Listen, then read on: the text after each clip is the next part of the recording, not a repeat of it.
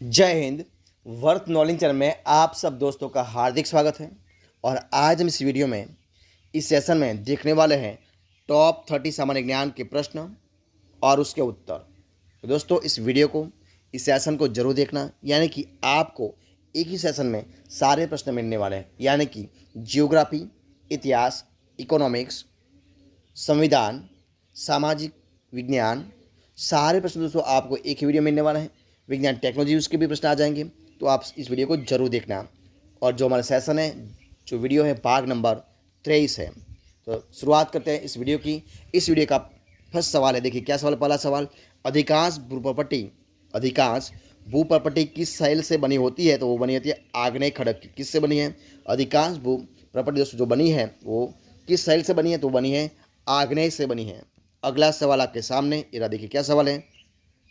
मृदा और शैलखंडों के नीचे खिसकने की घटना को क्या कहा जाता है? दोस्तों उसको कहते हैं भूस्खलन। उसको क्या कहते हैं? उसको भूस्खलन कहा जाता है। अगला सवाल, रेगिस्तान क्षेत्र में, क्या सवाल है, रेगिस्तान क्षेत्र में मशरूम चट्टान का निर्माण किसका उदाहरण है? तो रेगिस्तान क्षेत्र में मशरूम चट्टान का निर्माण होना वो उदाहरण है अपरदन का। किसका है? अपरदन का उदाहरण है। अगला सवाल, हवा के तेज वेग से बने रेतीले हवा के तेज वेग से बने रेतीले टीलों को क्या कहा जाता है? उसको कहते हैं मरुटिम्बा, यानी कि ड्यून कहते हैं। क्या कहते हैं? मरुटिम्बा यानी कि ड्यून कहा जाता है। अगला सवाल, वह क्षेत्र जो किसी स्थूल संरचनात्मक रूपांतरण के प्रति प्रतिरोधी होता है, यह क्या कहलाता है? दोस्तों उसको कहते हैं सिल, यानी कि डाल कहा जाता है। उसको क्या कहते हैं? सिल यानी कि डाल कहा जाता है। अगला सवाल, मोरेन कहाँ बनते हैं? तो मोरेन बनते हैं हिमानी क्षेत्र में। कहाँ पर? हिमानी क्षेत्र में बनते हैं। अगला सवाल देखिए क्या सवाल है। यूरोप की सबसे लंबी नदी कौन सी है? दोस्तों वह है वोल्गा। कौन सी है? वोल्गा सबसे लंबी नदी है। अगला सवाल, मीठे पानी का सबसे बड़ा जलाशय क्या है? तो मीठे पानी का सबसे बड़ा जलाशय है ग्लेशियर। क्या है? ग्लेशियर है। अगला सवाल, विश्व में सबसे बड़ा डेल्टा कौन सा है?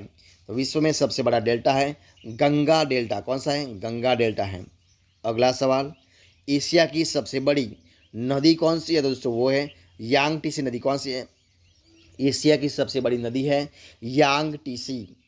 अगला सवाल, वलयाकार रूप में नदियों किस दिशा में बहती है? तो बहती है वलय के समान। किस दिशा में? वलय के समान बहती है। ग्रांड कैंपियन कौन सी है? ग्रांड कैनियन किस नदी में है? तो वह है क्लोरोरेडो में। कहाँ पर है? ग्रैंड कैनियन क्लोरोरेडो में बनती है। कहाँ पर है? वहाँ पर है। अगला सवाल, किस नदी घाटी के चौड़ा होने का कारण क्या है? किसी नदी का, चाहे कोई भी नदी हो, उसी नदी को घाटी या चौड़ा होने का कारण क्या है? तो वह है पार्श्विक अपरदन, यानी कि भूक्षरण। क्या है? भूक्षरण के कारण वो घाटी या चौड़ी हो जाती है। अगला सवाल, आंतरिक अपवाह द्वारा चिन्हित क्षेत्र कौन सा है? तो वह है मरुस्थल। कौन सा है? मरुस्थल है। अगला सवाल, द्रव चालित कौन सा है? द्रव चालित क्रिया किस कारण से होने वाला एक प्रकार का अपरदन है? तो वह है प्रवाही जल। क्या है? प्रवाही जल है। बाढ़ा क्राल कौन सा है? बाढ़ा यानी कि बालार शब्द, यानी कि क्राल शब्द किसके लिए प्रयुक्त किया जाता है? तो वो जाता है मसाई चरवाहे का बाढ़ से घिरा गांव। कौन सा है? बाढ़ा का शब्द मसाई चरवाहे का बाढ़ से घिरा एक गांव है, उसके लिए वो शब्द प्रयोग किया जाता है। अगला सवाल देखते क्या सवाल है आपके सामने। पीला रंग क्या है? पीला रंग मौजोला कद, पीला रंग मंजोला कद, एपीकेंथ्रिक फोल्ड वाली तिरछी आँख किसका अभिलक्षण है? तो वह है मैंगोलोयड का। किसका है? मैंगोलोयड का एक अभिन्न अंग है, यानी कि अभिलक्षण है। अगला सवाल, ट्रांस साइबेरियन रेलवे पश्चिम में खाद्य जगह को पूर्व में से खाद्य जगह से जोड़ती है। किसे जोड़ती है दोस्तों? जोड़ती है सेंट पीटर्सबर्ग से लेके बीडी वॉट्सक के, सेंट पीटर्सबर्ग से लेके बीडी वॉट्सक के जोड़ती है। अगला सवाल देखिए क्या सवाल है आपके सामने। ट्रांस साइबेरियन रेलवे के टर्मिनल कौन सी है? तो ट्रांस साइबेरियन रेलवे के वो टर्मिनल हैं सेंट पीटर्सबर्ग और व्लादिवोस्टॉक। कौन सी है? सेंट पीटर्सबर्ग और व्लादिवोस्टॉक है। अगला सवाल देखिए, क्या सवाल है आपके सामने। संसार में रेलों के सबसे बड़े जाल वाला देश कौन सा है? तो वो है यूएसए। संसार में रेलों के सबसे बड़े जाल वाला देश है तो वह है यूएसए। अगला सवाल देखते हैं हम। विश्व में भारतीय रेलवे नेटवर्क की स्थिति कौन सी है? तो वह है चौथा नंबर की, यानी कि चौथी है। अगला सवाल, अधिकतम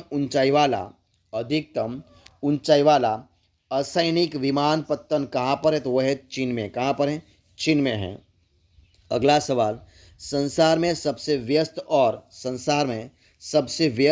सबसे महत्वपूर्ण समुद्र मार्ग कौन सा है? तो वो है उत्तर अटलांटिक समुद्री मार्ग। कौन सा है? संसार में सबसे व्यस्त और सबसे महत्वपूर्ण जो समुद्र है तो वह सब उत्तर अटलांटिक समुद्र है।